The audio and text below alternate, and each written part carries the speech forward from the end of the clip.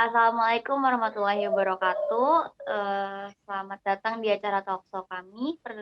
Pada kali ini kami akan membahas isu yang hangat yang akan dibicarakan di media sosial ataupun di media televisi, yaitu tentang pemboikotan produk buatan Perancis di beberapa negara, termasuk Indonesia menjadi salah satu negara yang ikut serta memboikot produk Perancis tersebut.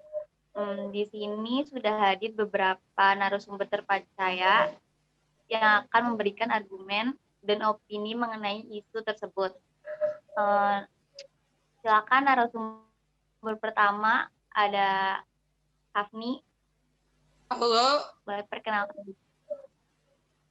saya Hafni Maskia. Saya mahasiswi dari jurusan Ilmu Komunikasi di salah satu universitas swasta, Universitas Bina Sarana Informatika. Hafni di sini sebagai pro ya? Iya. Terus ada teman saya satu lagi, Sigit. Perkenalkan.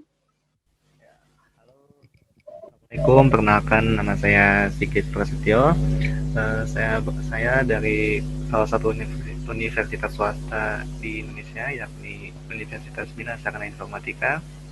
Ya, dan saya di sini sebagai kontra dalam isu ini. Dan yang terakhir boleh perkenalkan Ainul Yakin. Oke, perkenalkan nama saya Ainul Yakin Paraja, mahasiswa Universitas Bina Sarana Informatika Kampus Margonda Depok. Oke, di sini udah ada narasumber kami, Hafni sebagai pro, Sigit sebagai kontra, dan Ainul Yakin sebagai pro juga di sini ya. Nggak usah basa-basi aja, langsung pertanyaan pertama nih buat Hafni, buat kalian semua. Seberapa jauh sih kalian mengetahui tentang pemboikotan produk Prancis ini? Boleh Hafni, silakan. Yang menurut dari pengetahuan saya ya, yang saya dapat dari media sosial dan media berita di portal website. Ini sih berawal dari berawal dari penghinaan salah satu jurnalis ternama di Prancis, yaitu jurnalis majalah satir salah satunya, yang menerbitkan kartun dan karikatur yang menggambarkan sosok Nabi Muhammad SAW. Setelah kejadian itu, umat Muslim di negara Prancis tidak terima dan memprotesnya. Dan mereka pun menyebarkan berita ini melalui media sosial dan media berita.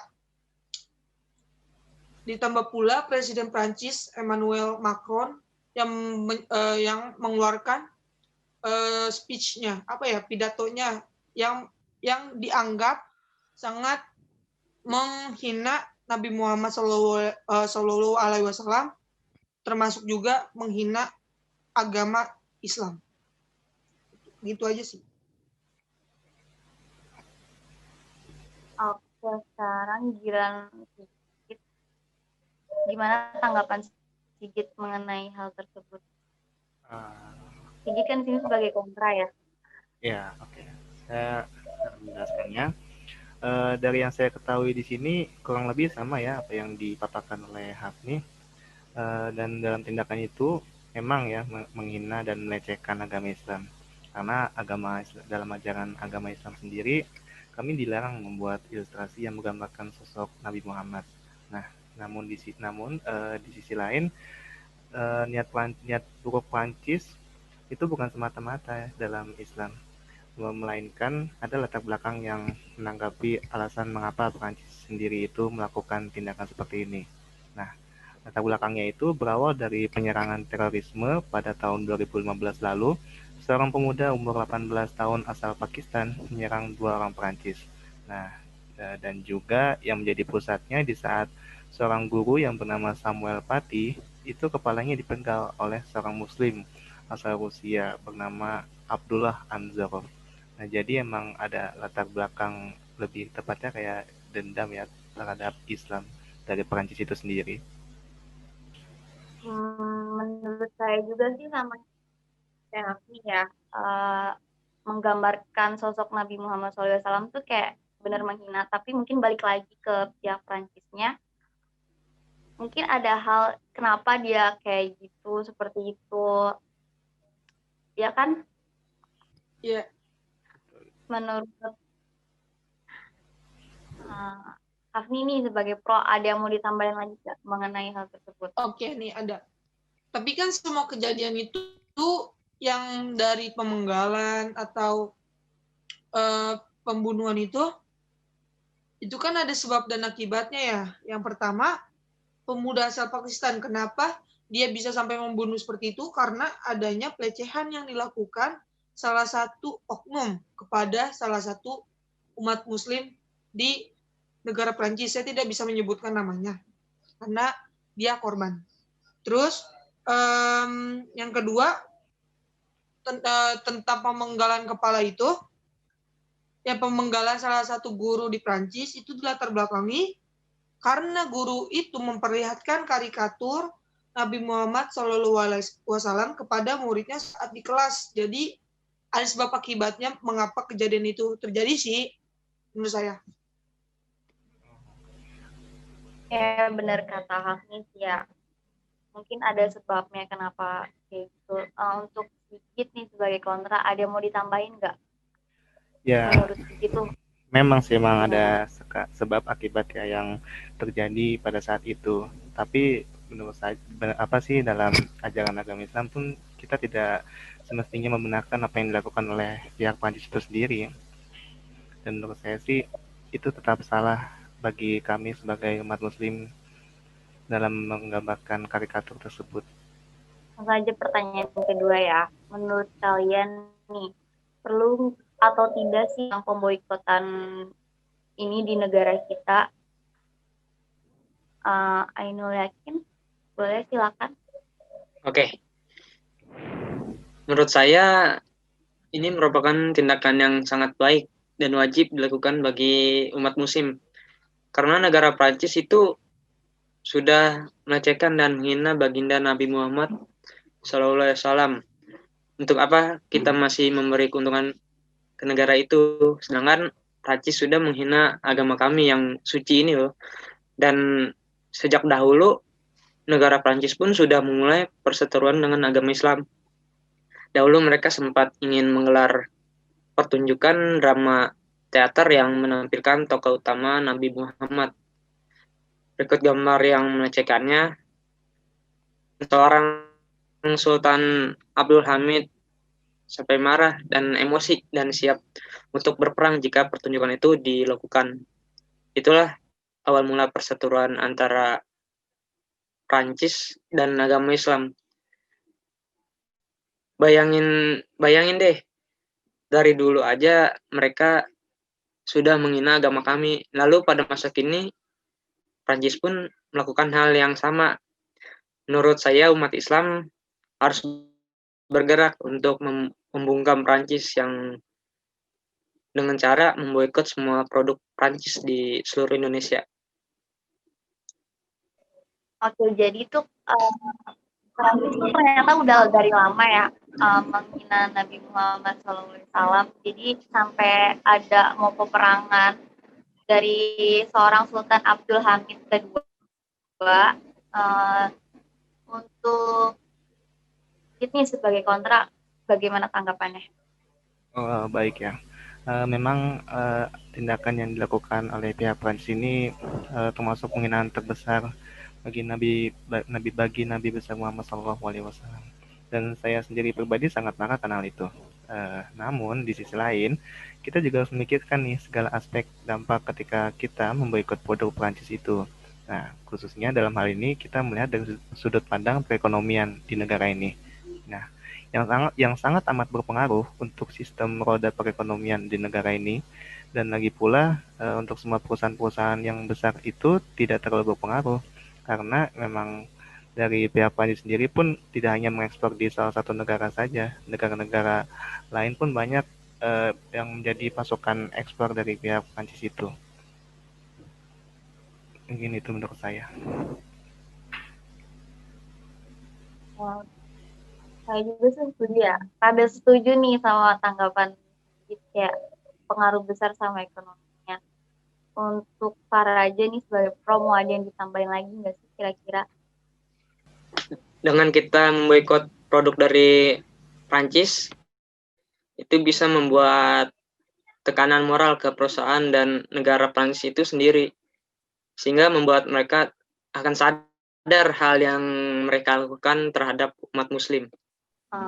Untuk pertanyaan ketiga nih, berpengaruh nggak sih menurut kalian untuk negara kita ini memboikot produk Prancis?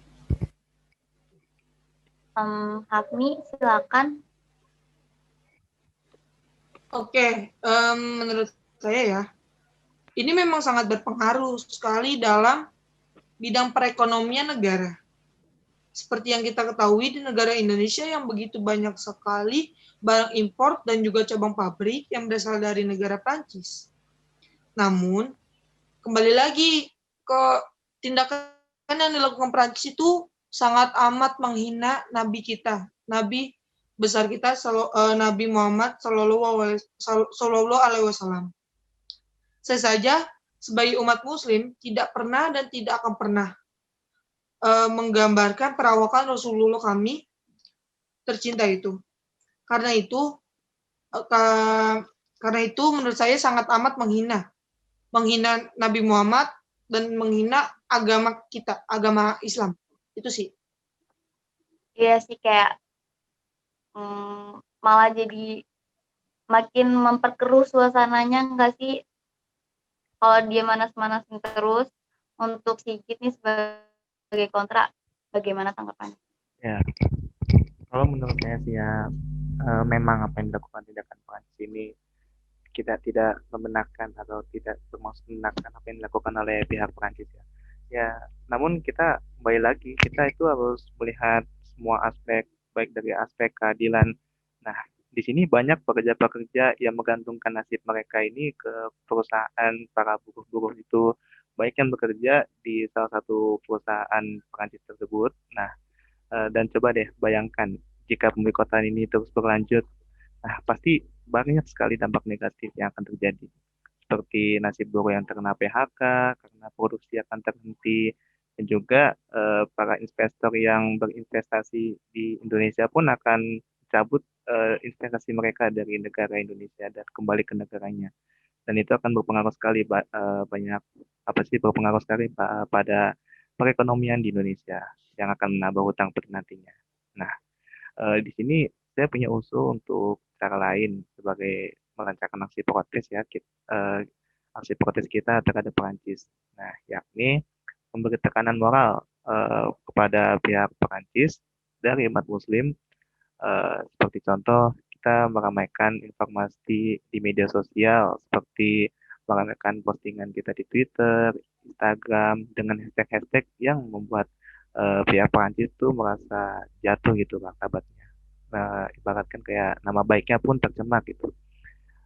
Dan itu pun efeknya bahkan lebih besar dan lebih masif yang akan terjadi di seluruh dunia. Itu sih menurut saya. Oke, saya juga nih ya sebagai umat Muslim tidak pernah diajarkan menggambarkan perawakan Rasulullah.